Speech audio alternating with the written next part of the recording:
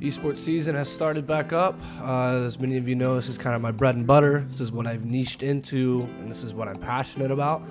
Loose Films, who's been hiring me these past few months for various events like Halo and Call of Duty, have called me out again. This time it's in Arlington, Texas, so about a 35-minute drive from my house, which is actually very nice to be able to go home and go to sleep in my own bed. I'm not going to show the whole event. I have a couple videos on how I do these events and stuff, but I will show some of the production day because this is always the funnest part. So these productions always have a different theme to showcase the players and hype up the crowd and everything. This one is basically a projection mapping onto this wall where they've taken just like styrofoam boards, cut them into squares, mounted them.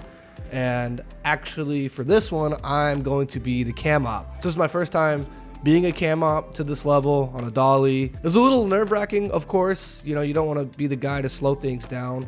And I think there was a few bumps that I had to get through on like the first practice day and then on like the first couple teams. But it's also a little different when you're framing for somebody else's frame.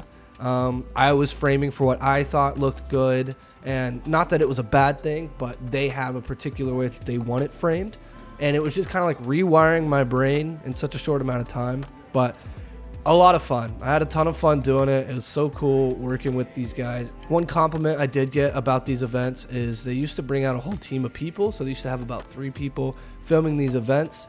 Since they've hired me, after production day, after media day, they just leave me. It's just me and an editor and a photographer, and they were basically able to boil down, you know, 3 people shooting to just me. And so it's seriously one of the best feelings that like a production team and company that you really respect trust you with one of their biggest clients and trust that you're going to get good shots and get all the coverage that you're supposed to get and stuff like that. So I love these events. I cannot wait to do more, and there's a possibility that I go to London for an event in May. So fingers crossed that happens. I think that'd be a ton of fun. But as per usual, it's a lot of just learning how to capture the shots, learning how to get good B-roll.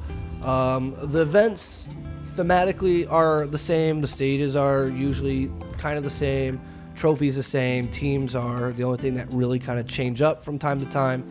So you really have to get creative, and that's why I think I like it. I think it just forces me to constantly think outside the box. So as per usual, it's just trying to be at the right place at the right time. This one wasn't the best, wasn't optimal, so this is a new player on the team, so that's why I was targeting him. He shows a lot of reactions a lot of the time.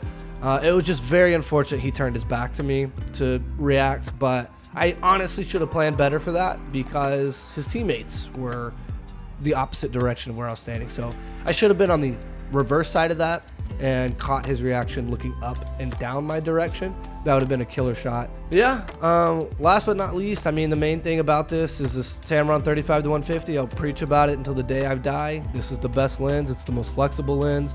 Here's Kyle, the coach from the winning team, celebrating, taking a drink out of the trophy. I don't know if this is customary, but it is funny. So he earned it, the team earned it. Yeah, had a good time. Unfortunately, due to a mold problem in the house and the landlord not wanting to fix it, we have to pack up and move out. But the bright side is we're buying a house. So basically just gotta tear all this stuff down. I'm gonna leave the setup here so I can continue to work. So I love editing. I don't really advertise it a whole ton. Also do believe it's something I'm pretty good at. I think I've refined my skill. You know, I'm no Hollywood editor, but I think that I'm very efficient and very able to produce a good storyline. So I'm actually working on an edit for a YouTube video right now that they hit me up through Twitter. And so it's kind of cool to be able to get a job that's gonna pay me at my desk. I'm just curious, do you charge for editing? And if you do, how much do you charge, or how do you charge? Do you charge per day, per hour, per edit? As of right now, I'm doing per day. Yeah, would love some advice.